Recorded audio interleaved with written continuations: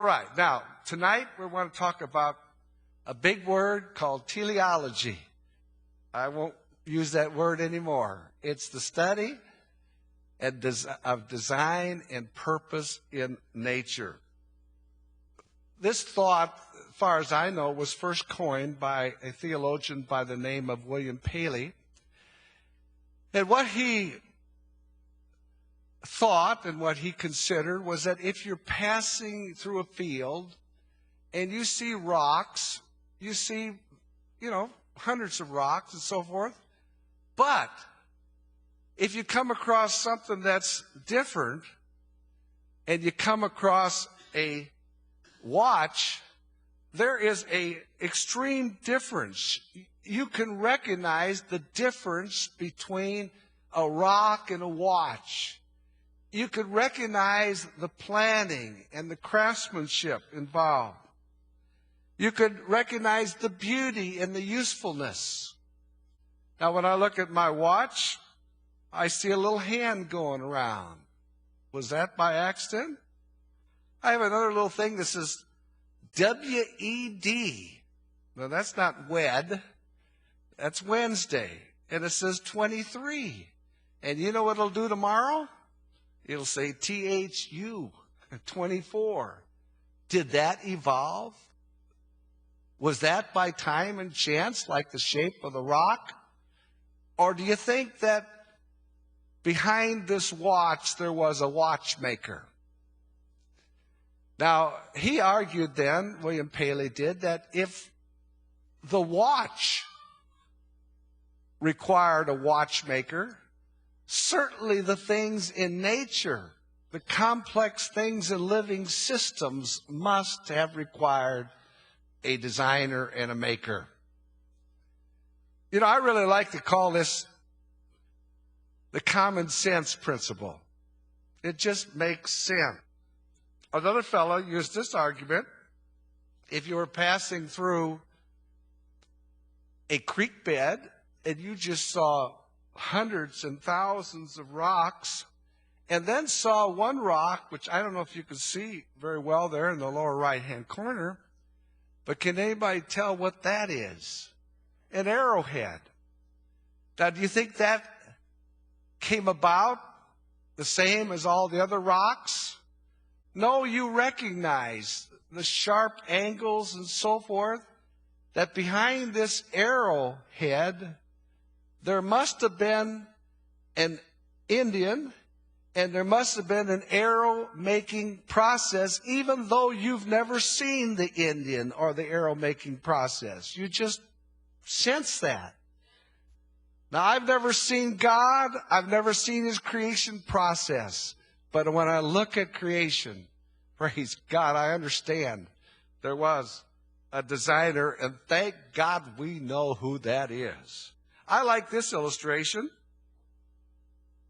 Let me give Ingen's husband. Would you come up here? Brother Turner, would you help me? Now, let's say that Brother Turner and I guess they're photographing this, so we can't walk very far. But let's say that we were walking along the seashore, and I want to see that up there, and I think we both could agree what that is. What is it? Sure, it's a sandcastle. And probably we could agree on the color. Kind of a gray? Kind of a gray. I think if we had a ruler, Brother Turner, I think we probably could agree on the height of it.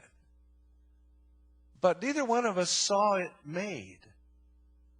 What do you think? How do you think it got there? Well, somebody had to design it and make it. The wind and the waves washed it up there. Now, we could argue till we're blue in the face. We agree on some things, but how it got there, we could argue till we're blue in the face. But let me ask you, how many of you agree with Brother Turner that there was a sculptor? Just one or two? How many agree with me that the wind and the waves washed it up there? Well, I see a couple, but I don't think you really do. Okay. You can be seated. Thanks. But I want to say, I remember I had the privilege of sitting under Brother S.G. Norris, and he used to have the phrase, anybody with one eye, half sense, and a third grade education could understand that. You don't have to be a rocket scientist to recognize that behind the Sandcastle, there was a sculptor. Behind the painting, there's a painter. Behind the builder, there was an architect, and on and on. Now, I think this is interesting, too. Have any of you ever been to South Dakota? Okay, have any of you seen the Badlands? I mean, they're really bad land, aren't they, Sister Tracy? They're just wasteland. I don't think we have any problem that this was the product of wind and erosion over many, many years. I have no problem believing that. But you drive further in South Dakota, and isn't it wonderful what the wind and the erosion did?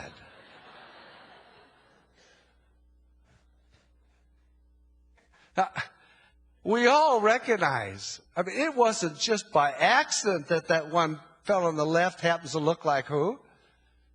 George Washington. The one next to it, Thomas Jefferson, I'm helping you out. The one in the center, Teddy Roosevelt. The one on the right, Abraham Lincoln. Isn't it wonderful? The wind and the water and so forth washed even a beard on Abraham Lincoln? No. Now, if you didn't know anything about history, whatever, you would realize that behind that Mount Rushmore memorial, there was a sculptor. And, of course, we know his name was Gutzen Borglum, I think. I'm not a Scandinavian.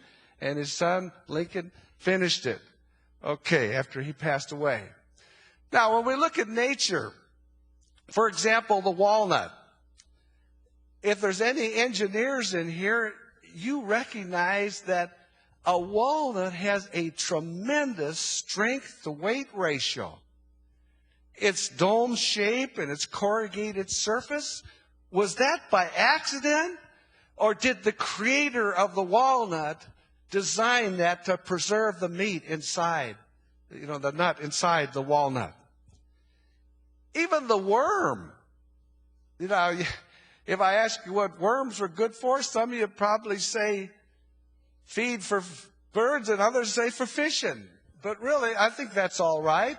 But, even the worm is valuable for aeration and drainage of the soil that is produced. I believe God designed even the worm for a purpose. And then there's the woodpecker. This is wow, boy. I mean, he's really, wow. Now, can you imagine beating yourself against this pulpit? I mean, you would get a splitting headache. Why doesn't the woodpecker get a splitting headache? And if you would look at the toes on the woodpecker, you would see that 2 point forward, upward, 2 downwards, and it supports itself by the tail. But another thing it does, it's able to stick its tongue out about 10 or 12 inches. It doesn't have that long a tongue, but it has a hyoid that goes over the top and extends out that tongue, and that tongue is coated with a sticky saliva so it can get the bug or what it's after. Did that evolve? Was that by time and chance? Or did God create the woodpecker? The wombat is a little marsupial that lives in Australia. A marsupial is something that the development of the young continues in a pouch. A kangaroo is probably the best known. But the wombat buries under the ground. And it can burrow, like 100 feet under the ground. Where a kangaroo's pouch opens toward its face, a wombat's pouch opens toward its tail. And this enables it to burrow under the ground and still the little wombats survive. They say an evolutionist guide in Australia said, isn't it wonderful what evolution did over 1 million years? It turned the pouch to turn backwards. Well, What would all those poor little wombats have done for 1,000,000 years? They'd have ate dirt and died, wouldn't they? All right. Okay. And then there's the giraffe. It is interesting, as far as I know, the giraffe is the tallest animal on earth today. It has, some of them will reach 18 feet, maybe even a little bit higher. But in order for the blood to get up the brain, which is necessary, to pump something up that high requires a pressure. So it has the largest heart. It has the largest pressure, blood pressure, in order to pump the blood up to the top. But supposing the giraffe gets thirsty, well, it has to bend that head down to the water. What keeps that blood from shall we say, just pumping out and damaging its brain? Well, there is some spongy tissue and some valves in the neck, and that prevents that surge of blood from damaging the brain. Is that an accident? Was that a product of evolution and time and chance, or do you think that God designed the giraffe?